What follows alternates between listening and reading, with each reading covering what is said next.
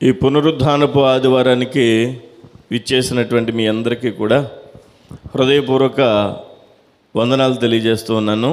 పిల్లల్ని దేవుడు దీవించునుగాక, మీ కుటుంబాలని దేవుడు ఆశీర్వదించునుగాక. మనం దేవుని యొక్క మందిరంలో ఉన్నాం, దేవుని యొక్క సన్నిధిలో కూర్చున్నాం, ఆయన యొక్క సముఖంలో మనం కూర్చున్నాం. కాబట్టి ఈ సమయము చాలా ప్రశస్తమైనటువంటి సమయం. దేవుని మందిరంలో ఒకరోజు గడిపితే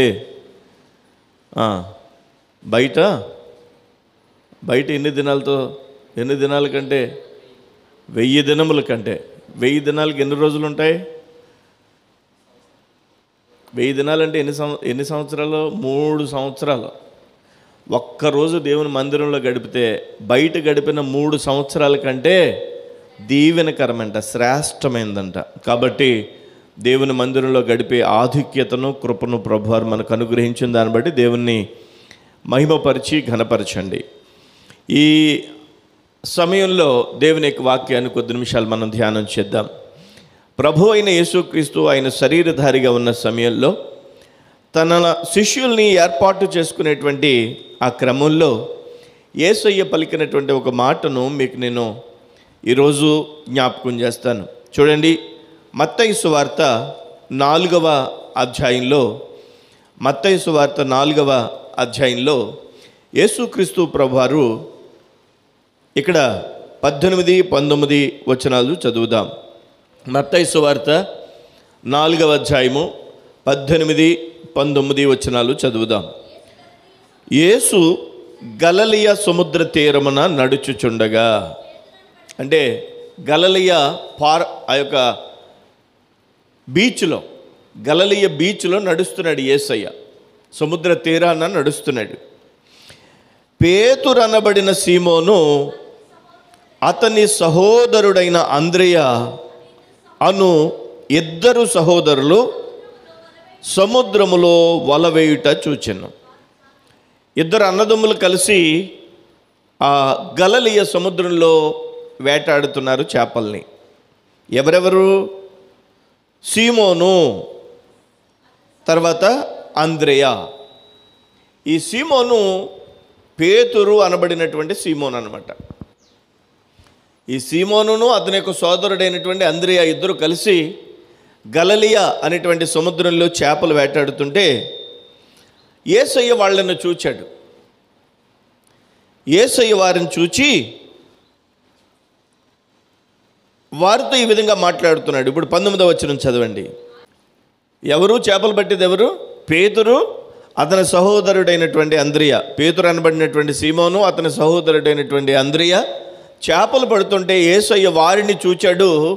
ఈ యొక్క సముద్రపు తీరాన నడుస్తూ. వారు జాలరులు. ఎవరు? పేతురు, అతని యొక్క సోదరుడైనటువంటి అంద్రెయ ఎవరట? జాలరులు. అంటే వారి పని ఏంటంటే సముద్రంలో చేపలు వేటాడేటువంటి పని అన్నమాట. అయితే యేసు వారిని చూచి 19వ వచనం చదవండి. ఆయన నా వెంబడి రండి అని అన్నాడు. ఏమన్నాడు? నా వెంబడి రండి, నేను మిమ్మల్ని మనుష్యులను పట్టు జాలరులుగా చేతునని వారితో చెప్పెను. వెంటనే వారు తమ వలలు విడిచిపెట్టి ఆయనను వెంబడించిరి. ప్రభువైన యేసయ్య పేతురుని చూచాడు, తన సహోదరుడైన అంద్రెని చూచాడు. చూచి వారేదో పని చేసుకుంటున్నారు, వారేదో చేపలు పట్టుకుంటున్నారు. వారి పని వాళ్ళు చేసుకుంటుంటే యేసయ్య వాళ్ళని చూసి నా వెంబడి రండి అని పిలిచాడు. ఏమని పిలిచాడు? నన్ను వెంబడించండి, ఫాలో మీ అని అన్నాడు. వెంటనే ఆ పేతురు, అంద్రెయ అనేవారు వారి యొక్క దోణెను, వారి యొక్క వలను, వారు పట్టినటువంటి చేపల్ని అలా విడిచిపెట్టేసి యేసుని వెంబడించడం ప్రారంభించారు. దేవునికి స్తోత్రం కలుగునుగాక. ఇంతకీ యేసయ్య అన్న మాట ఏంటి? నా వెంబడి రండి.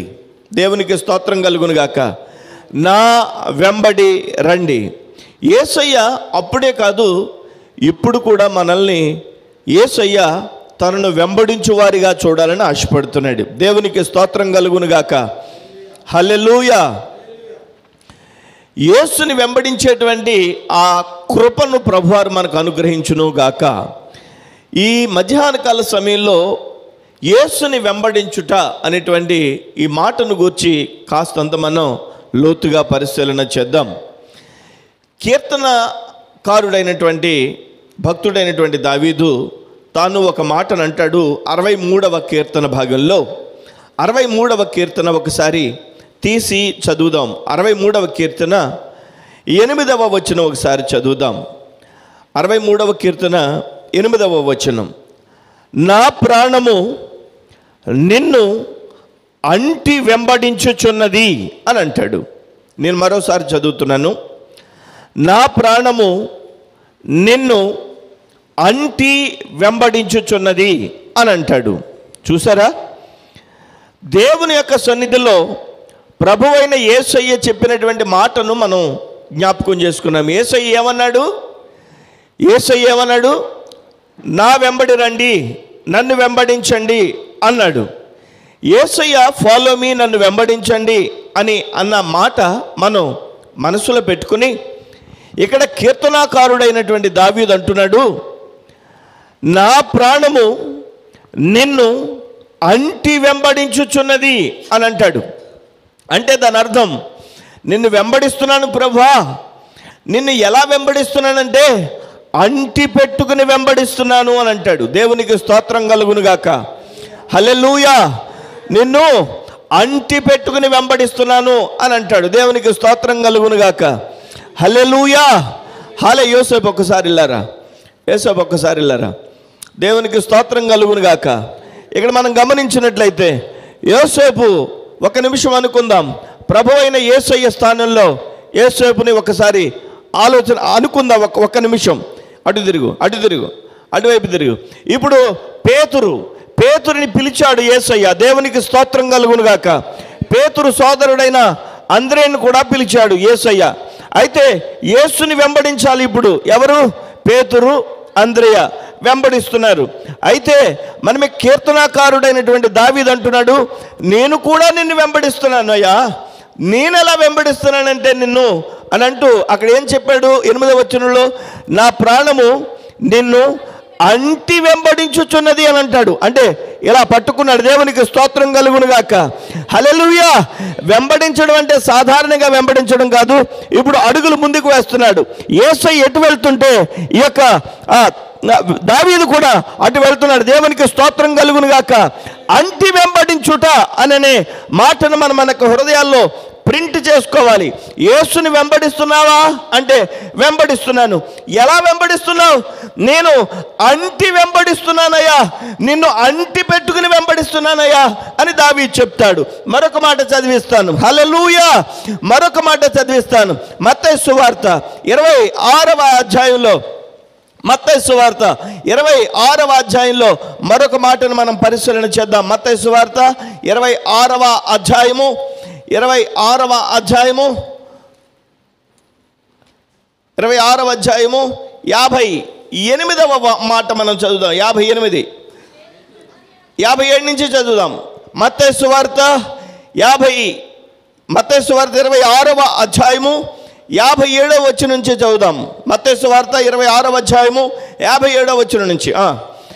యేసుని పట్టుకుని వారు ప్రధాన యాజకుడైన కయప యొద్దకును ఆయనను తీసుకుని పోగా అక్కడ శాస్త్రులను పెద్దలను కూడి ఉండిరి. పేతురు ప్రధాన యాజకుని ఇంటి ముంగిట వరకు ఆయనను దూరము నుండి వెంబడించి నిన్ను రమ్మన్నా నెలమనలేదుగా రా. దేవునికి స్తోత్రం కలుగునుగాక. హల్లెలూయా. ఇప్పుడు యేసుక్రీస్తు ప్రభువారు ఆ యొక్క ఈ స్థానంలో ఉన్నప్పుడు పేతురు, అంద్రేయ అనే వారిని పిలిచాడు. పేతురు, అంద్రేయ అనేవారు యేసుని వెంబడిస్తున్నారు. కానీ దావీదు కూడా అది యేసుని వెంబడిస్తున్నాడు. దావీదు ఏమంటున్నాడంటే, నేను నా దేవుణ్ణి వెంబడిస్తున్నాను. ఎలా వెంబడిస్తున్నానంటే అంటి పెట్టుకుని వెంబడిస్తున్నాను, నేను ఆయన వెంబడిస్తూ అంటి పెట్టుకున్నాను అని చెప్తాడు. ఇక్కడేం చదువుకున్నాం? 26వ అధ్యాయంలోని 58వ మాటలో ఏం చదువుకున్నాం? పేతురు ప్రధాన యాజకుని ఇంటి ముంగిటి వరకు ఆయనను దూరము నుండి వెంబడించాను. అంటే ముందుకెళ్ళాలి. ఇక దూరం నుంచి యేసు వెళ్తుంటే యేసుని ఫాలో అవుతున్నాడు. హల్లెలూయా! ఇటు రావాలి, ఇటు వెళ్ళాలి, నువ్వు యేసుని ఫాలో అవుతున్నాడు, కానీ దూరము నుండి వెంబడిస్తున్నాడు. ఇప్పుడు మనం గమనిస్తే పేతురైతే దూరము నుండి వెంబడిస్తున్నాడు, దావీదైతే చెప్పండి ఇప్పుడు అంటి పెట్టుకుని వెంబడిస్తున్నాడు. వెళ్ళి కూర్చో ఇప్పుడు. దేవునికి స్తోత్రం. హల్లెలూయా, హల్లెలూయా. గమనించాలి, యేసు ఏమన్నాడు? నన్ను వెంబడించండి అని అన్నాడు. దావీదు ఏం చేస్తున్నాడు? యేసు దేవుణ్ణి వెంబడిస్తున్నాడు. ఎలా వెంబడిస్తున్నాడు? అంటి పెట్టుకుని వెంబడిస్తున్నాడు. పేతురు ఎలా వెంబడిస్తున్నాడు? దూరము నుండి వెంబడిస్తున్నాడు. ఆయన వెంబడిస్తున్నాడు, ఈయన వెంబడిస్తున్నాడు. వెంబడించేటువంటి ఆ యొక్క పద్ధతి తేడాగా ఉంది. హల్లెలూయా. యేసునే వెంబడిస్తున్నాడు. యేసుని ఎప్పుడు రమ్మన్నాడు? యేసు ఎప్పుడు రమ్మన్నాడు? పేతుర్ని 4వ అధ్యాయంలో నన్ను వెంబడించన్నాడు. 26వ అధ్యాయంలో యేసుని పేతురు వెంబడిస్తున్నాడు, కానీ దూరము నుండి వెంబడిస్తున్నాడు. గమనించారు మీరు? దావీదైతే దేవుణ్ణి అన్నాడు, నా ప్రాణము నిన్ను అంటి పెట్టుకుని వెంబడించుచున్నది. దేవునికి స్తోత్రం కలుగును గాక. ఈ మధ్యాహ్న కాల సమయంలో ఈ యొక్క తారతమ్యాన్ని మనం గమనించాలి. మనం క్రీస్తుని వెంబడిస్తున్నామా? దేవుని మందిరానికి వెళ్తున్నామా? దేవుని సన్నిధిలో ప్రార్థన చేస్తున్నామా? దేవుని యొక్క కృపలో సాగిపోతున్నామా? ఆయననే నమ్ముకున్నామా? అవును, ఇదంతా చేస్తున్నాం, కానీ యేసు క్రీస్తు ప్రభువారిని అంటి పెట్టుకుని వెంబడిస్తున్నామా, దూరము నుండి వెంబడిస్తున్నామా అనేది ఈరోజు ప్రశ్న. దేవునికి స్తోత్రం కలుగును గాక. హల్లెలూయా.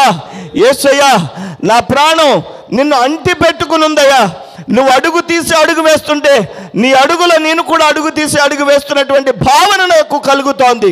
దేవా, నిన్ను వెంబడిస్తున్నానన్న ఆ యొక్క అభిప్రాయం, ఆ యొక్క భావన, ఆ యొక్క తృప్తి నా యొక్క ఆత్మీయ జీవితంలో నిన్ను పొందుకోగలుగుతున్నానని దావీదు అంటుంటే, ఇక్కడ పేతురు మాత్రం దూరము నుండి ఆ మలుపు తిరిగితే ఆ మలుపు తిరిగేంత వరకు చూసి ఆ మలుపు తిరిగిన తర్వాత వెళ్తున్నాడు. ఎక్కడి నుంచి?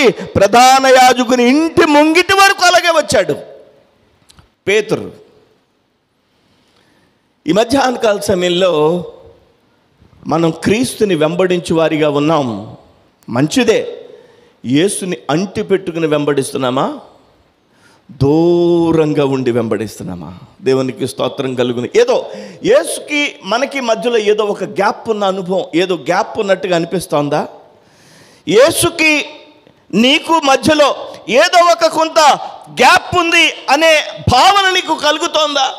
దావీదు ఏమన్నాడంటే, నాకు అలాంటి గ్యాప్ ఏమీ లేదు, ఎందుకంటే ఆయనని నేను అంటి పెట్టుకుని వెంబడిస్తున్నాను.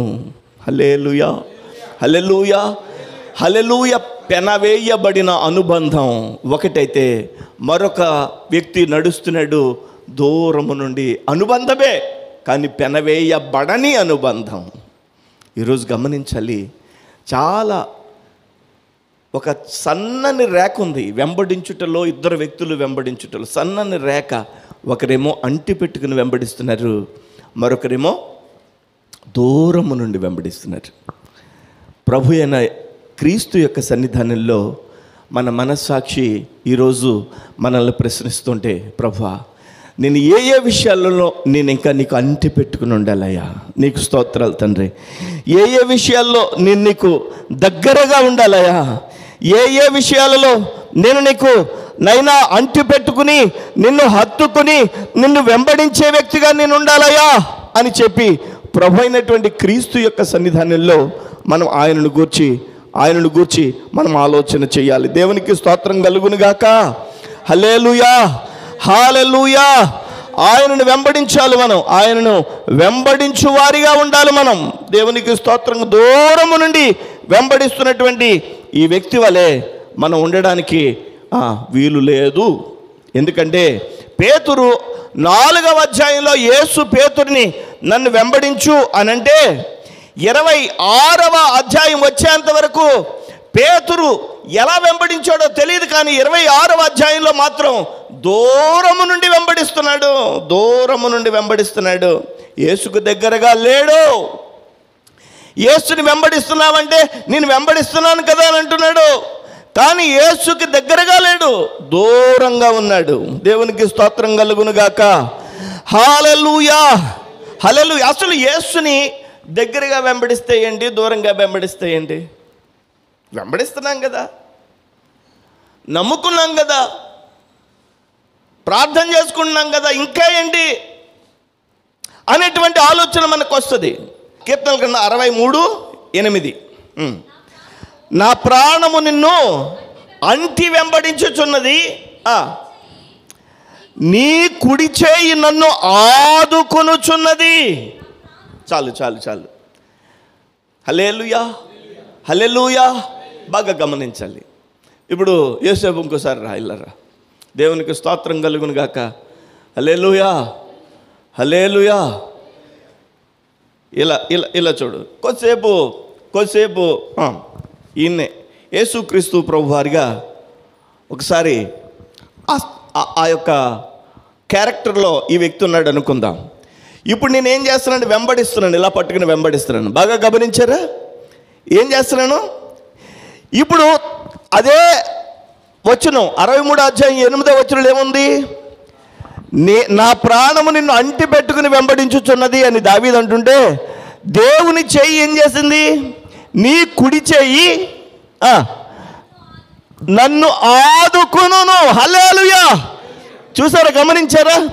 అంటి పెట్టుకుని ఉండడం వల్ల నా ప్రభు అయిన క్రీస్తు యేసు యొక్క హస్తం మనల్ని ఆదుకుంటుంది. దేవునికి స్తోత్రం కలుగును గాక. అంటి పెట్టుకుని నడవడం వల్ల మనం ఆదరించబడతాం. దేవునికి స్తోత్రం. ఈరోజు వ్యక్తిగత జీవితాల్లో కొరువై ఉన్నది ఏదైనా ఉందంటే ఆదరణే. వెళ్ళండి. దేవునికి స్తోత్రం కలుగును గాక. వ్యక్తిగత జీవితంలో మనకు ఏదైనా కొదువై ఉన్నదంటే ఆదరణే. ఆయా సమయాలలో భుజం తట్టి నేనున్నాను అని చెప్పగలిగిన హస్తం మనకు తోడుగా ఉంటే అంతకంటే ధైర్యమే ఉంది. దూరాన్న వెంబడిస్తున్నాం కానీ ఆయన యొక్క కుడి హస్తానికి మనము అందుబాటులో ఉండేటంత దగ్గరగా ఉండాలి. దేవునికి స్తోత్రం. మరొక మాట చెప్తాను, ఆయన యొక్క హస్తం కొరచగా లేదు అనే మాట కూడా బైబిల్లో ఉంది. అలా అని మనం ఆయనకు దూరంగా ఉండడానికి అవకాశం ఉంచుకోకూడదు. దేవునికి స్తోత్రం. హల్లెలూయా. ఈ ప్రసంగం, ఈ యొక్క వర్తమానంలో ప్రభు మనల్ని మాట్లాడుతున్నాడు. మీరందరూ లేదా నాతో సహా మనందరం ఆయనని వెంబడిస్తున్నాం. ఆయన్ని అంటిపెట్టుకుని వెంబడిస్తున్నామా, ఆయన్ని దూరంగా వెంబడిస్తున్నామా? రెండు మాటలు బైబిల్లోనే చూసాం. ఆయన్ని అంటిపెట్టుకుని వెంబడిస్తుంటే ఆయన యొక్క కుడి హస్తము ఆదుకును. వెంటనే ఆయన మనం ఈ చేత్తో ఇలా పట్టుకుంటే ఈ చేత్తో ఇలా పట్టుకున్నాడు. దేవునికి స్తోత్రం కలుగును గాక. హల్లెలూయా. మీరు గమనించారా? స్త్రీలు వారి యొక్క పనిపాటల్లో ఉన్నప్పుడు, ఒకవేళ పనిపాటల్లో ఉన్నారనుకోండి, ఆ పిల్లల్ని, చంటి పిల్లల్ని, నెల పిల్లల్ని లేదా సంవత్సరంలో పిల్లల్ని ఒక కొంగుకి ఇలా కట్టుకుని ఇక్కడ పెట్టేసుకుంటారు. దేవునికి స్తోత్రం కలుగును గాక. బహుశా మీరు కూడా మీ పిల్లల్ని ఆ విధంగా మరి పెంచుంటారు. దేవునికి స్తోత్రం కలుగును గాక. ఆదుకునేటువంటి దక్షిణ హస్తం మన యొక్క కష్ట సమయంలో మనల్ని ఆదరించడానికి, అవసరమైతే ఆయన మనల్ని ఇలా లేపి ఇలా నడిచి మరలా దింపగలిగినటువంటి సామర్థ్యం ఉన్న దేవుడు. దేవునికి స్తోత్రం. హల్లెలూయా. ఇదే కీర్తన గ్రంథంలో 118వ కీర్తన ఒకసారి తెరిచి చూద్దాం. 118వ కీర్తన దక్షిణ హస్తంలో ఏముంది, అసలు ఆయన యొక్క కుడి హస్తంలో ఏ దీవెన ఆశీర్వాదాలు ఉన్నాయో ఒకసారి కీర్తన గ్రంథం 118వ అధ్యాయంలో కీర్తనాకారుడు అక్కడ రాస్తున్నాడు. 118వ కీర్తన 16వ వచనం ఒకసారి చదువుదాం. యెహోవా దక్షిణ హస్తము మహోన్నతమాయను. దేవునికి ఆయన దక్షిణ హస్తం కుడి చేయి మహోన్నతమాయను. యెహోవా దక్షిణ హస్తము సాహస కార్యములను చేయును. యెహోవా దక్షిణ హస్తము మహోన్నతమాయను. యెహోవా దక్షిణాస్తము సాహస కార్యములను చేయను. ఈ హస్తము ఇలా తోడుగా ఉంటే సాహస కార్యములు చేస్తుందట. దేవునికి స్తోత్రం కలుగునుగాక. ఒక్కొక్కరి పక్షంగా దేవుడు సాహస కార్యములను చేయగలిగిన దేవుడు. మనం ఏం చేయాలంటే ఆయనను అంటిపెట్టుకుని ఉండాలి. ఆయనను అంటిపెట్టుకుని ఆయనకు దగ్గరగా నడవాలి. దేవునికి స్తోత్రం కలుగునుగాక. ఆయనను దూరముగా ఉండి వెంబడిస్తున్నటువంటి పేతురు వలె కాకుండా ఆయనను అంటిపెట్టుకుని ఉన్నటువంటి దావీదు వలె ఆయనను వెంబడించాలి. అందుకనే దావీదు అంటాడు, యెహోవా దక్షిణాస్తము మహోన్నతమాయను, యెహోవా దక్షిణాస్తము సాహస కార్యములను చేయును. హల్లెలూయా. 17వ వచనం కూడా చదవండి. నేను చావను.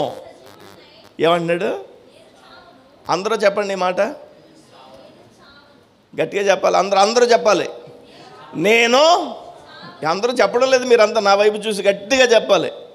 నేను చావను చెప్పాలి. నేను చావను. ఎంత బాగుందండి ఆ మాట. ఈ విధంగా అనాలి కానీ ఇంకో విధంగా అనకూడదు. ఇంకో విధంగా అనడం అంటే ఏంటి? నేను చచ్చిపోతాను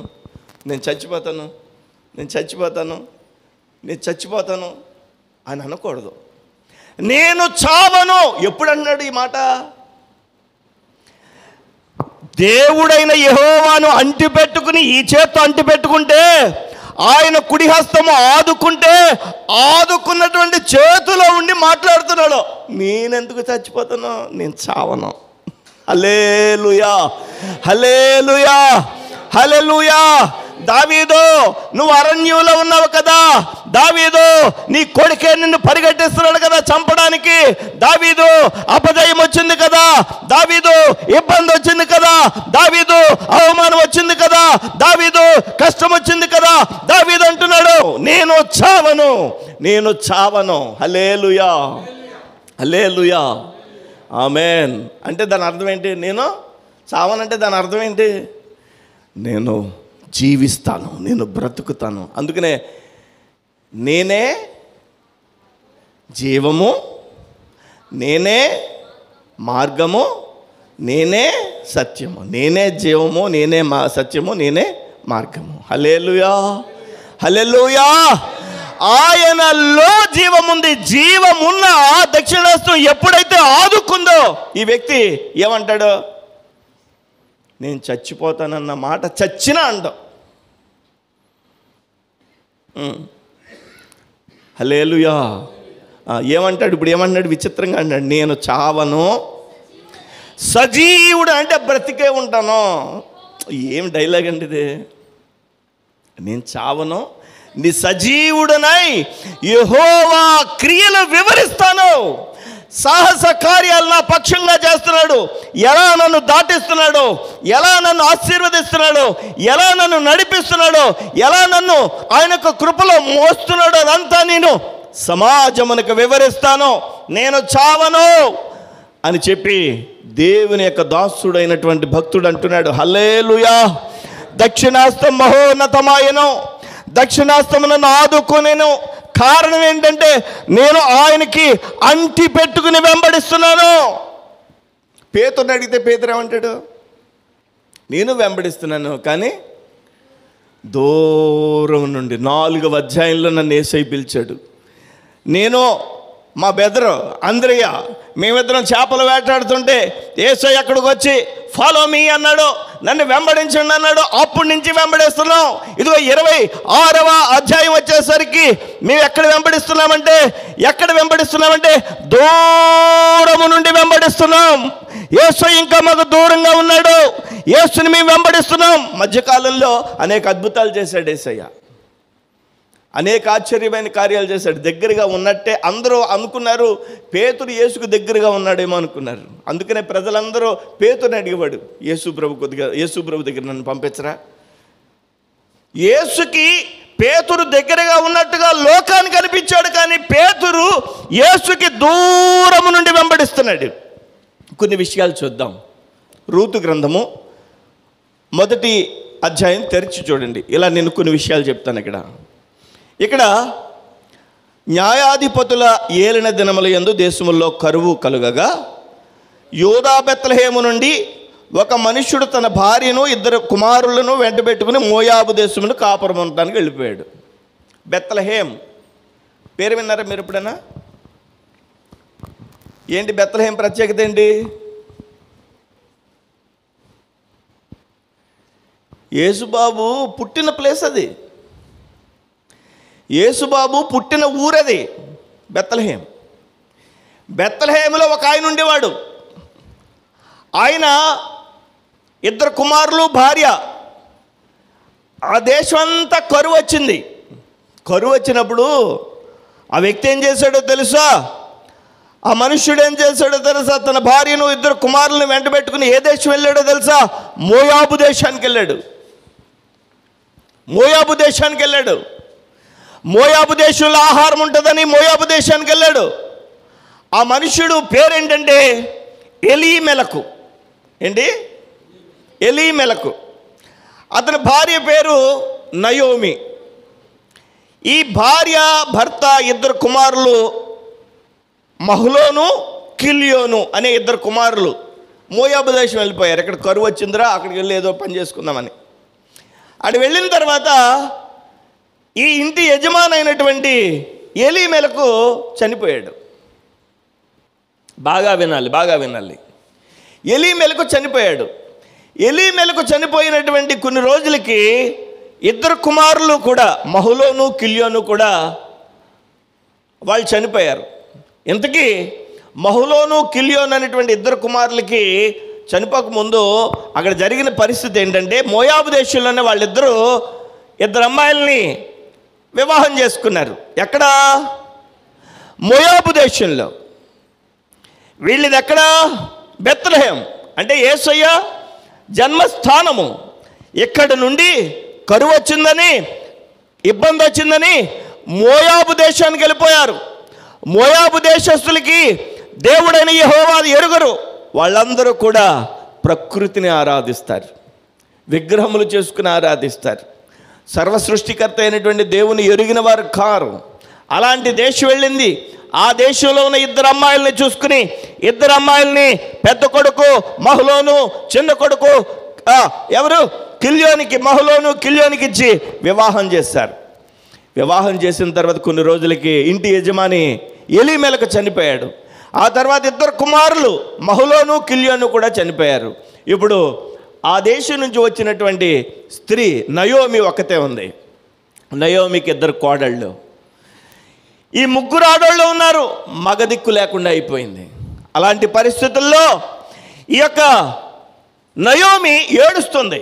కోడళ్ళిద్దరూ కూడా ఏడుస్తున్నారు. కోడళ్ళిద్దరు ఎవరో తెలుసా? 4వ వచనం. వారు మోయాబు స్త్రీలను పెళ్లి చేసుకుని వారిలో ఒకదాని పేరు వార్ఫా, రెండో దాని పేరు, పెద్ద కోళ్ళ పేరేంటి? రెండో కోళ్ళ పేరేంటి? పెద్ద కొడుకు చనిపోయాడు, రెండో కొడుకు చనిపోయాడు, భర్త చనిపోయాడు. ఇప్పుడు నయోమి ఉంది, పెద్ద కోడలో వార్ఫా ఉంది, చిన్న కోడలో రూతు ఉంది. ఇలాంటి పరిస్థితుల్లో నయోమి, పెద్ద కోడలు వార్ఫా, చిన్న కోడలు పెద్ద కోడలు నయోమి, పెద్ద కోడలు వార్ఫా, చిన్న కోడలు రూతు ఏడుస్తున్నారు. నయోమి పిలిచందే. ఇది కుటుంబ కథ అంతా దీంట్లో ఉంటుంది. మనం ఆ గ్రంథం చదువుతుంటే ఒక కుటుంబంలోకి వెళ్ళినట్టుగా, ఒక ఇంటికి వెళ్ళినట్టుగా అనిపిస్తుంది. బాగా వినాలి. నయోమి అంటది కోడళ్ళిద్దరిని పిలిచి, అమ్మాయి, పెద్ద కోళ్ళ, చిన్న కోళ్ళ, ఇలా రండి, మీరిద్దరు ఇలా రండి. నా భర్త చనిపోయాడు, మామయ్య చనిపోయాడు, నీ పెనిమిడి చనిపోయాడు, నా పెద్ద కొడుకు, నీ పెనిమిడి చనిపోయాడు, నా చిన్న కొడుకు చనిపోయాడు. మీ చూస్తేనేమో చిన్న వయసులో, నేనేమో ముసల్దాన్ని అయిపోయాను. మీరు నా దగ్గరుండి నేను పడే కష్టంలో మీరు పాలుభాగం అవ్వాలి. మీరు ఇక్కడి నుంచే కదా నా కొడుకులకి ఇచ్చి పెళ్లి చేశాను. నేను ఓ పని చేస్తాను, తిరిగి మా ఊరు బెత్లెహేం వెళ్ళిపోతాను. మీరేం చేస్తారంటే ఇక్కడే ఉండండి, మీ ఇళ్ళకి పంపించేస్తాను. మీ అమ్మ మీ నాన్నకి అప్పచెప్పేస్తానమ్మా వార్ఫా, రూతు, మీ అమ్మ మీ నాన్నకి అప్పచెప్పేస్తాను. మిమ్మల్ని విడిచి నేను ఉండలేను. కానీ మీరు నాతో ఉంటే భరించలేరు కాబట్టి అప్పచెప్పేస్తాను.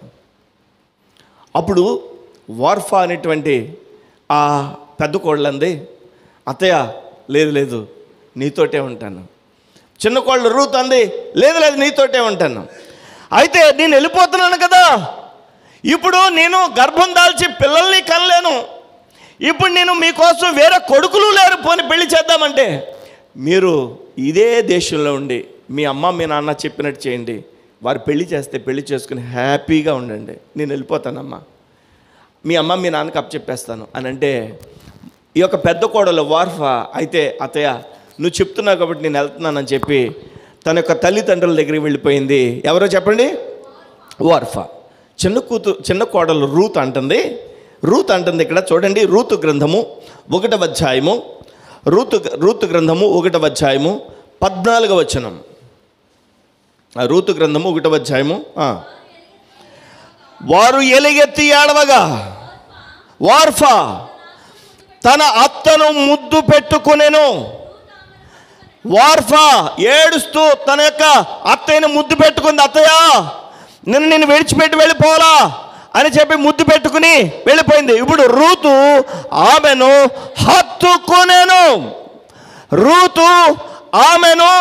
హత్తుకునేను. దేవునికి స్తోత్రం.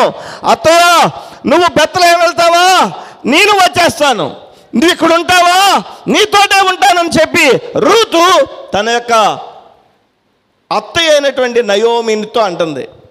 అత్తయ్య అంటుంది, ఏముందమ్మా నా దగ్గర, నేను ముసలిదాన్ని, నాకు ఆస్తుందా అంతస్తుందా ఏముంది చెప్పు, నా దగ్గర ఏముంది,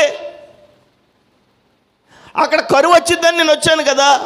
ఇప్పుడు రూత్ అంటుంది, నీ దగ్గర ఏదో ఉందని కాదు, నీ దేవుణ్ణి నువ్వు ఆరాధిస్తున్నప్పుడు, నువ్వు పాడుతున్నప్పుడు, నువ్వు ఘనపరుస్తున్నప్పుడు, నీ దేవుడు ఎంత గొప్ప దేవుడో నేను ఈ పెళ్ళైన తర్వాత చూశాను.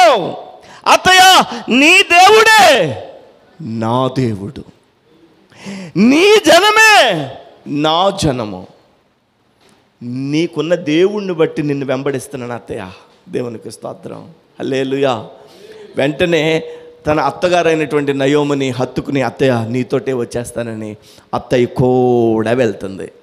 ఇందాక దావీదు దేవుడైనటువంటి యెహోవాని అంటిపెట్టుకుని వెంబడించాడు. ఇక్కడ రూతు తన అత్తగారైనటువంటి నయోమిని అంటిపెట్టుకుని హత్తుకుని వెంబడిస్తుంది. ఎక్కడి వరకు అంటే తిరిగి బెత్లెహేము వరకు. హల్లెలూయా, హల్లెలూయా. బెత్లెహేము వరకు వెళ్ళింది. బెత్లెహేము వరకు వెళ్ళిన తర్వాత కొత్త ప్రాంతం, ఎవరు తెలియని వాళ్ళు, దిక్కు లేదు, ఏమీ లేదు, ఎవ్వరూ లేరు. భర్త చనిపోయాడు, మామగారు చనిపోయాడు, అత్తయ్య ముసలిదైపోయింది. ఏం చేస్తుంది అక్కడికి వెళ్ళి? రూతులో ఉండేటువంటి ధైర్యం ఒకటే, నా అత్తగారు దేవుడైనటువంటి యెహోవా నాకు దేవుడిగా ఉండాలి. దేవునికి స్తోత్రం. చాలా కఠిన నిర్ణయం, చాలా సాహసోపేతమైన నిర్ణయం. అక్కడికి వెళ్ళిన తర్వాత బోయజు అనేటువంటి ఒక వ్యక్తిని పెళ్లి చేసుకోవడానికి నయోమి పెళ్లి చేసింది. తన కోడల్నిచ్చి చనిపోయినటువంటి కుమారుని యొక్క భార్య అయినటువంటి రూతుని బోయజు అనేటువంటి వ్యక్తికి ఇచ్చింది. ఆ బోయజు రూతు ఇద్దరు కలిసి ఒక ఇల్లు తవ్వించుకున్నారు. ఆ ఇల్లే బెత్లెహేము పట్టణంలో సత్రం. యేసుక్రీస్తు ప్రభువారు అక్కడికి వచ్చి అక్కడ యేసు ప్రభువారు కన్య మరియకు పుట్టాడు. దేవునికి స్తోత్రం, హల్లెలూయా. చూసారా, రూతు మోయాబీయురాలైన యేసు ప్రభు వంశావళిలోకి వచ్చేసింది. రూతు ఇజ్రాయేలీ స్త్రీ కాదు, యూదా స్త్రీ కాదు. రూతు ఎవరంటే ఒక అన్య స్త్రీ. చూడండి మత్తయి సువార్త 1వ అధ్యాయము, మత్తయి సువార్త 1వ అధ్యాయము ఒకసారి తీసి చూడండి. మత్తయి సువార్త 1వ అధ్యాయం 1వ వచనం చదవండి. అబ్రహాము కుమారుడగు దావీదు కుమారుడైన యేసుక్రీస్తు వంశావళి. 5వ వచనం చదవండి. ఇప్పుడు 2వ వచనం నుంచి చదువుతాను, నేను స్పీడ్గా చదువుతాను. అబ్రహాం ఇస్సాకును కనెను, ఇస్సాకు యాకోబును కనెను, యాకోబు యోదాను కనెను, అతని అన్నదమ్ములను కనెను. యోదా తామారునందు పెరుసును జెరహును కనెను, పెరసు యెస్రోమును కనెను, యెస్రోము ఆరామును కనెను, ఆరాము అమీనాదాబును కనెను, అమీనాదాబు నయస్సోను కనెను, నయస్సోను సల్మానును కనెను, సల్మాను రాహాబునందు బోయజును కనెను, బోయజు రూతునందు ఓబేదును కనెను. దేవునికి స్తోత్రం. ఈ ఓబేదు ఏమయ్యాడు తెలుసా? ఓబేదు యెషయిని కనెను, యెషయి రాజైన దావీదును కనెను. చూసారా? దావీదు కుమారుడైన యేసై, దావీదు యొక్క వంశంలోనే కదా యేసై పుట్టాడు. అంటే రూతు కడుపును పుట్టాడు. రూతు కడుపును ఎలా పుట్టాడు యేసై అంటే అన్యురాలైనటువంటి ఒక స్త్రీ దేవుడైనటువంటి యెహోవాని అంగీకరించి తన యొక్క జీవితంలో దేవుణ్ణి వెంబడించిన స్త్రీగా ఉంది. మనం ఈ లోకంలో ఇంతకుముందు సృష్టిని ఆరాధించాం, ఇంతకుముందు సూర్యుడిని, చంద్రుణ్ణి, ఇంతకుముందు లోకంలో అంత ఏది చూసినా నమస్కారాలు చేసాం. అలాంటి మనల్ని మన ప్రభు అయిన యేసయ్య చేర్చుకున్నాడు. రూతు ఇదివరకు మోయాబురాలు, ఇప్పుడు మాత్రం దేవుని యొక్క బిడ్డగా మారింది. దేవునికి స్తోత్రం కలుగునుగాక. హల్లెలూయా. బాగా గమనించాలి. కారణం ఏంటంటే రూతు దేవుని యొక్క దాసురాలైనటువంటి నయోమిని అంటి పెట్టుకుని వెంబడించింది. హల్లెలూయా. మరొక మాట కూడా నేను మీకు చూపిస్తాను. కొన్ని విషయాలు చూపించి నేను ముగింపులోనికి వెళ్తాను. రాజుల 2వ గ్రంథం 18వ అధ్యాయం. రాజుల 2వ గ్రంథము 18వ అధ్యాయము 6వ వచనం. రాజుల 2వ గ్రంథం 18వ అధ్యాయము 6వ వచనం 7వ వచనం చదువుదాం. ఎవరి గురించి వ్రాయబడిన మాటలంటే ఇవి హిజ్కియా అనేటువంటి రాజును గురించి. హిజ్కియా 18వ అధ్యాయం 1వ వచనం చదవండి ముందు. ఇజ్రాయేలు రాజును ఏలా కుమారుడునైన హోషేయ ఏలుబడిలో 3వ సంవత్సరమందు యోధారాజును ఆహాజు కుమారుడునైన హిజ్కియా ఏలనారంభించెను. హిజ్కియా అనేటువంటి ఒక రాజు ఏలుతున్నాడు తన యొక్క ప్రజలని. ఆ హిజ్కియాని గురించి వ్రాయబడినటువంటి మాట ఇప్పుడు 6వ వచనంలో చదువుదాం. అతడు యెహోవాతో హత్తుకుని, దేవునికి స్తోత్రం, యెహోవాని హత్తుకున్నాడు. ఆయన్ను వెంబడించుటలో వెనుతీయక ఆయన మోషేకు ఆజ్ఞాపించిన ఆజ్ఞలన్నిటినీ గైకొనుచుండెను. హిజ్కియా ఎలా వెంబడిస్తున్నాడు? దేవుణ్ణి హత్తుకుని వెంబడిస్తున్నాడు. ఎవరి హిజ్కియా? రాజుకి దేవుని అంత వెంబడించాల్సినటువంటి తీరుబడి ఉంటుందా? రాజు అంటే ఎన్ని బాధ్యతలు ఉంటాయి, రాజు అంటే ఎన్ని ఒత్తిళ్ళు ఉంటాయి. అన్ని ఒత్తిళ్ళలో, అన్ని బాధ్యతల్లో రాజు అయినటువంటి హిజ్కియా దేవుణ్ణి వెంబడిస్తున్నాడు. ఎలా వెంబడిస్తున్నాడంటే అతడు యెహోవాతో హత్తుకుని ఆయనను వెంబడించుటలో వెనుతీయక అని చెప్పి వ్రాయబడింది. ఆయన్ని వెంబడిస్తున్నాడు, వెనుతీయకుండా వెంబడిస్తున్నాడు హిజ్కియా. కాబట్టి హిజ్కియా యొక్క జీవితంలో ఒక గొప్ప అద్భుతాన్ని చూశాడు హిజ్కియా. దేవునికి స్తోత్రం కలుగునుగాక. హల్లెలూయా. ఎంతో దీవించబడ్డాడో, ఎంతో ఆశీర్వదించబడ్డాడో, ఎంతో కృప కలిగిన వాడిగా ఉన్నాడు. మరణకరమైనటువంటి పరిస్థితి నుంచి జీవము కలిగినటువంటి ఆశీర్వాదకరమైన పరిస్థితుల్లోనికి హిజ్కియా వెళ్ళాడు. హిజ్కియాని దేవుడు విడిచిపెట్టలేదు, హిజ్కియాని దేవుడు ఆదుకున్నాడు. ఇందాక మనం ఏం చదువుకున్నాం? అంటి పెట్టుకుని హిజ్కియా దేవుణ్ణి వెంబడిస్తే దేవుని యొక్క కుడి హస్తము హిజ్కియాని ఆదుకుంది. మనం ఆయనని వెంబడించేటప్పుడు అంటి పెట్టుకుని వెంబడించాలి. రూతు నయోమిని అంటి పెట్టుకుని వెంబడించింది. అందుకు కారణంగా రూతుని యేసుక్రీస్తు వంశావళిలోనికి తీసుకొచ్చి కూర్చోబెట్టేశాడు యేసయ్య. దేవునికి స్తోత్రం. హల్లెలూయా. ఇక్కడ హిజ్కియా దేవుణ్ణి అంటుపెట్టుకుని వెంబడిస్తున్నాడు. హిజ్కియా యొక్క మరణకరమైన స్థితిలో తన యొక్క కుడి హస్తం చేత హిజ్కియాని ఆదుకున్నాడు. దేవునికి స్తోత్రం కలుగునుగాక. హల్లెలూయా. మరికొన్ని మాటలు క్లుప్తంగా చెప్పి నేను మీకు ముగింపులోనికి వెళ్ళిపోతాను. రాజుల 2వ గ్రంథము 2వ అధ్యాయం ఒకసారి పరిశీలన చేద్దాం. రాజుల 2వ గ్రంథం 2వ అధ్యాయము. ఇక్కడ భక్తుడైనటువంటి ఏలియా కనిపిస్తాడు మనకి. తన శిష్యుడైన ఎలీషా కూడా కనిపిస్తాడు. ఎలీషాలు కనిపిస్తారు. 2వ అధ్యాయం 1వ వచనం చూడండి. రాజులు 2వ గ్రంథం 2వ అధ్యాయం 1వ వచనం.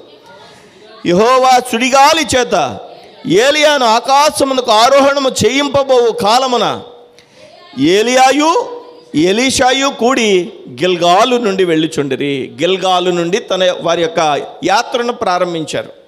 అది ఏ కాలం? అది ఏలియాని సుడిగాలిలో దేవుడు తీసుకెళ్ళిపోతాడు పరలోక రాజ్యం. ఆ టైం అది. ఆ టైంలో ఏం జరిగిందో తెలుసా? ఏలియాతో దేవుడు మాట్లాడాడు, ఏలియా నువ్వు ఎక్కడ కాదు ఉండేది, గిల్గాల్లో కాదు, బేతేలుకి వెళ్ళు అని అన్నాడు.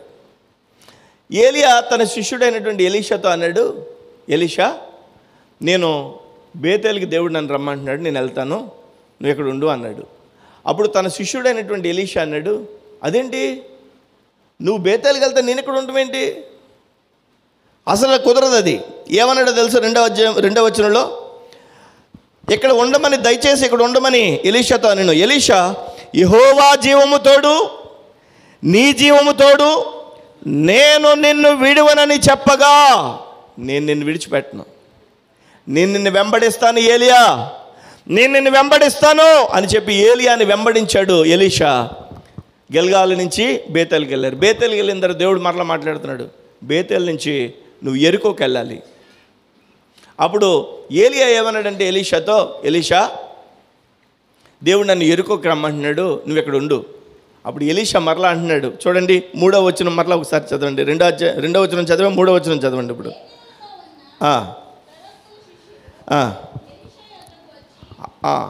చాలు చాలు అలా కాదు.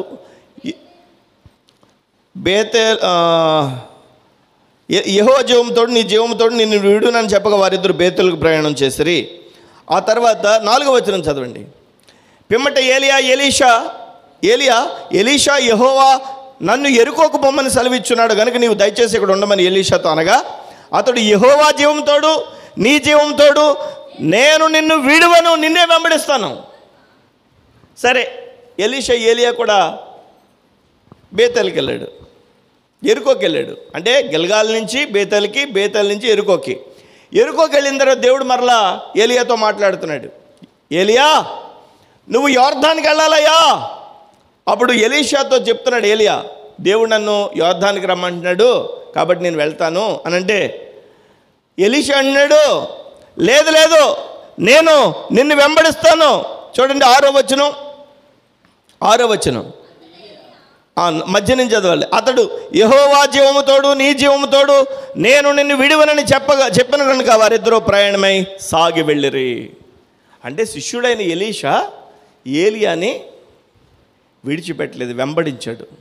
వెంబడించిన కారణంగా యోర్దాను నది వెళ్ళిన తర్వాత, దాటేసిన తర్వాత అగ్ని రథముల చేత ఏలియాని దేవుడు పరలోక రాజ్యం తీసుకెళ్ళిపోయాడు. అవునా? ఇప్పుడు ఎలీషా అక్కడ ఉండిపోయాడు. వెళ్ళే ముందు ఏలియాని ఎలీషా అడుగుతున్నాడు, అయ్యా నువ్వు ఇంత దూరం వచ్చావు, మజిలీలు దాటుకుంటూ వెళ్ళిపోతావా నువ్వు? అప్పుడు ఏలియా అన్నాడు, నేను దేవుని దగ్గర వెళ్ళిపోయే టైం ఇది, వెళ్ళిపోతాను. అప్పుడు ఎలీషా అంటున్నాడు, వెళ్ళిపోతావా? ఏలియా అంటున్నాడు, నా దగ్గర ఏముందని నువ్వు నన్ను వెంబడిస్తున్నావు? ఇన్ని మజిలీలు దాటుకుంటే ఏముందని వెంబడించావు? నా దగ్గర ఏముంది? ఒక గొంగళి ఉంది. ఏలియా గొంగళి కప్పుకునేవాడు. నా దగ్గర ఏముంది? నా దగ్గర ఏమన్నా నా దగ్గర ఉన్నట్టు 10 కోట్లు ఉన్నాయా? మీకు తెలుసా? నాకు 10 కోట్లు ఉన్నాయి. తెలుసా లేదా? నాకు 10 కోట్లు ఉన్నాయి. లెక్కెట్టుకునే కోట్లు కాదు, వేసుకునే కోట్లు.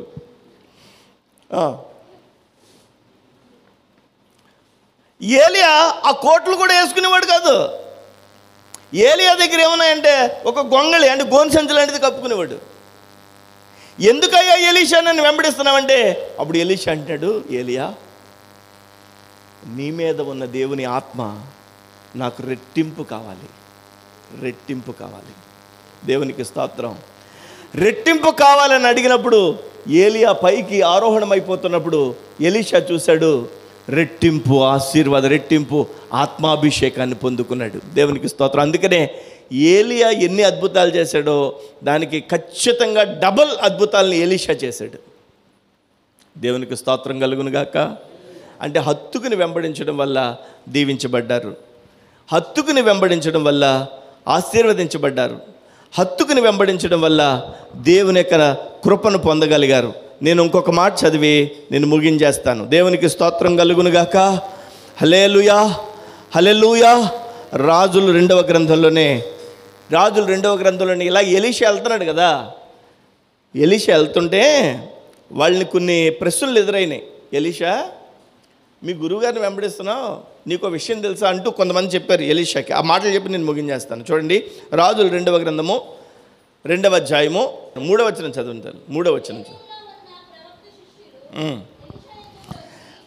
బేతేలులో ఉన్న ప్రవక్తల శిష్యులు ఎలీషా వద్దకు వచ్చి, అంటే వీళ్ళెవరో ప్రవక్తల శిష్యులు ఎవరో, నేడు యెహోవా నీ యొద్ద నుండి నీ గురువుని తీసుకుని పోవునని నువ్వు ఎరుగుదువా?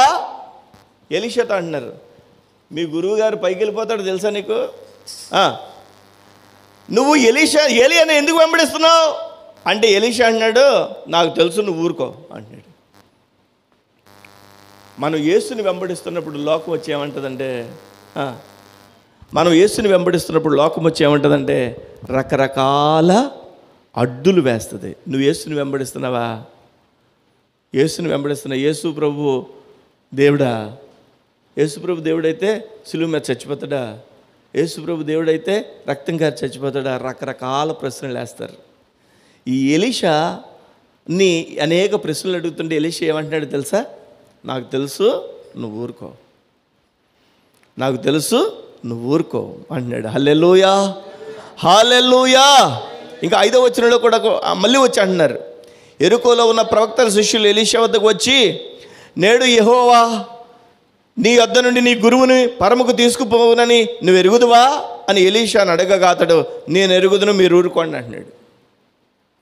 బేతేల్లోని అడిగారు, యెరికోలోని అడిగారు, అన్ని చోట్ల అడుగుతున్నారు. ఎలీషా మాత్రం ఏమాత్రం వెనకకి తగ్గడం లేదు. ఎలీషాలో ఉన్న నిర్ణయం ఏంటంటే హత్తుకుని వెంబడించుట. దేవునికి స్తోత్రం. రూతులో ఉన్న నిర్ణయం ఏంటంటే హత్తుకుని వెంబడించుట. దేవునికి స్తోత్రం కలుగునుగాక. హిజ్కియాలో ఉన్న నిర్ణయం ఏంటంటే దేవుని హత్తుకుని వెంబడించుట. మరి దావీదులో ఉన్న నిర్ణయం ఏంటంటే దేవుని హత్తుకుని నిర్ణయించుట. పేతురు దూరము నుండి వెంబడించాడు కదా. చివరికి ఏమైందో తెలుసా? యేసుక్రీస్తు ప్రభు సిలువకు అప్పగిస్తున్నప్పుడు ఒక చలిమంట కాగుతుంటే ఒక చిన్న పిల్ల వచ్చి, నువ్వు పేతురువు కదా, యేసుప్రభు కూడా చూసావు నిన్ను, నువ్వే కదా అని అంటే, అయ్య బాబు నేను కాదని అబద్ధమాడి అక్కడి నుంచి వెళ్ళిపోతున్నాడు, పారిపోతున్నాడు. దూరము నుండి వెంబడించి పారిపోయే స్థితిలోకి వచ్చాడు. కానీ ఆ తర్వాత పశ్చాత్తాపడి యేసుక్రీస్తు యొక్క మరణాన్ని కళ్ళారా చూసి, అయ్యా నన్ను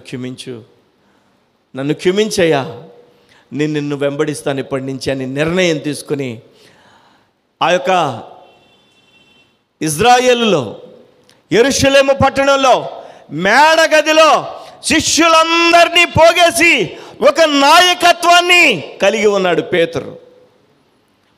పరిశుద్ధాత్మ దేవుడు దిగి వచ్చినప్పటికీ పేతురు అక్కడే ఉన్నాడు. అందుకనే పేతురు సార్వత్రిక సంఘానికి అంతటికీ కూడా పునాది లాంటి వాడైపోయాడు. దేవునికి స్తోత్రం. అప్పటి వరకు దూరము నుండి వెంబడించాడు, కానీ యేసయ్య మరణాన్ని కళ్ళారా చూసిన తర్వాత పశ్చాత్తాపడి యేసుని వెంబడించుటలో, ఆయన మాటలను వెంబడించడంలో మరి దేవునికి దగ్గరగా ఉన్నాడు. ఆయన యొక్క ఆత్మను కలిగిన వాడిగా ఉన్నాడు. ఈ ప్రపంచమందు అంతటా సువార్త చెప్పడానికి ఒక బలమైన ఒక సాధనంగా మారిపోయాడు పేతురు ఏమన్నాడో తెలుసా? సిలువేస్తారు పేతురుని కూడా. శిష్యులు 12 మందిలో ఒకడేమో తనకు తాను చచ్చిపోయాడు. ఎలా చచ్చిపోయాడు? ఊరేసుకుని చచ్చిపోయాడు. ఈ పేతురుని సిలువేస్తున్నప్పుడు పేతురు అన్నాడు, నన్ను చంపేస్తారా? అవును చంపేస్తాం, సిలువేసేస్తాం. యేసు ప్రభులా సిలువేయకండి నన్ను. యేసు ప్రభు అంత గొప్పోడిని కాదు నేను. యేసు ప్రభు అంత గొప్పవాడిని కాదు, నేను అలాగ సిలువేయొద్దు, నన్ను ఆయన పాదాల దగ్గరికి నా తల పెడతాను, నన్ను తిరగేసి సిలువేయండి, నా తల ఆయన పాదాల దగ్గరికి పెడతానని రెండు కాళ్ళు ఆ సిలువ మీద అలా వంచి చెప్పండి, తలని ఆయన పాదాల దగ్గర పెట్టి తిరగేసి కావాలని సిలువేయించుకుని ఆయన హతసాక్షిగా మారిపోయాడు. సిలువేసే ముందు యేసే నిజమైన రక్షకుడని చెప్పాడు. దేవునికి స్తోత్రం, హల్లెలూయా. ఈరోజు గమనించాలి, యేసుని మనం ఎలా వెంబడిస్తున్నాం? యేసుని మనం హత్తుకుని వెంబడిస్తున్నామా, దూరంగా వెంబడిస్తున్నామా? చిన్న మనస్సాక్షి మనల్ని అడుగుతుంటే, ప్రభువా నేను నిజమే కొంత గ్యాప్, కొంత దూరంగానే ఉన్నాను, నిన్ను వెంబడిస్తున్నాను, కానీ కొద్దిగా నీకు నాకు మధ్యలో దూరం ఉంది, నాయన నిన్ను హత్తుకుని వెంబడించే కృపను మాకు అనుగ్రహించయ్యా అని చెప్పి దేవుని సన్నిధిలో చిన్న ప్రార్థన చేసుకుందాం. దయచేసి మోకరించండి, అందరూ మోకరించండి, చిన్న ప్రార్థన చేసుకుందాం. యేసయ్యా, ప్రభువా నీకు స్తోత్రాలు. నే యేసుని వెంబడింతునని నేడేగా నిశ్చయించితిని, నీవెనుదిరుగన్ వెనుకాడన్ నేడేసుడు పిల్చిన సుదినం. నా ముందు సిలువ, నా వెనుకలో కషల్, నాదే దారి, నా మనసులో ప్రభు, నా చుట్టూ విరోధుల్, నా వారెవరు, నా యేసుని మిల్చిన మిత్రుల్ నకిలలో కానిపించరని, నా యేసుని మిల్చిన మిత్రుల్ నకిలలో కానిపించరని, నే యేసుని వెంబడింతునని నేడేగా నిశ్చయించితిని, నీవెనుదిరుగన్ వెనుకాడన్ నేడేసుడు పిల్చిన సుదినం. యేసయ్యతో చెప్దాం, యేసయ్యా నిన్ను హత్తుకుని వెంబడించేటట్లుగా, నిన్ను నాయన దగ్గరగా, నా ప్రాణము నిన్ను అంటి వెంబడించేటట్లుగా సహాయం చేయండి. నీ దక్షిణహస్తము, నీ కుడి హస్తము మహోన్నతమాయను, నీ కుడి హస్తము చేత నన్ను ఆదుకునిదవు. దేవా, పేతురు 4వ అధ్యాయంలో పిలువబడితే 26వ అధ్యాయంలో దూరము నుండి వెంబడించానని చెప్పి వ్రాయబడింది. ఆ తరువాత పేతురు పశ్చాత్తాపడి నీకు దగ్గరయ్యాడు. యేసయ్యా, దావీదైతే నా ప్రాణము నిన్ను అంటి పెట్టుకుని వెంబడించుచున్నది అని చెప్తున్నాడయ్యా. దేవా, రూతు తన అత్తగారైన నయోమిని నిన్ను బట్టి దేవా హత్తుకుని వెంబడించింది బెత్లెహేము వరకు. అందుమూలనే యేసుక్రీస్తు యొక్క ఆ యొక్క వంశావళి పట్టికలో రూతు పేరు కూడా వ్రాయబడింది. ప్రభువా, హిజ్కియా నిన్ను హత్తుకుని వెంబడించాడు. అందుకనే ప్రభువా మరణము నుండి తప్పించబడి జీవించాడయ్యా. ఎలీషాలలో ఎలీషా ఏలియాని వెంబడించాడు, హత్తుకుని వెంబడించాడు. అందుకనే రెట్టింపు ఆత్మను అనుభవించాడు, రెట్టింపు ఆత్మ అభిషేకం పొందుకున్నాడు. ప్రభువా నీకు స్తోత్రాలు. మా జీవితాల్లో కూడా యేసయ్య నిన్ను హత్తుకుని వెంబడించే కృపనివ్వండి. నీ వాక్యం నాలో ఫలింపచేయండి యేసయ్య, ఫలింపచేయండి తండ్రి.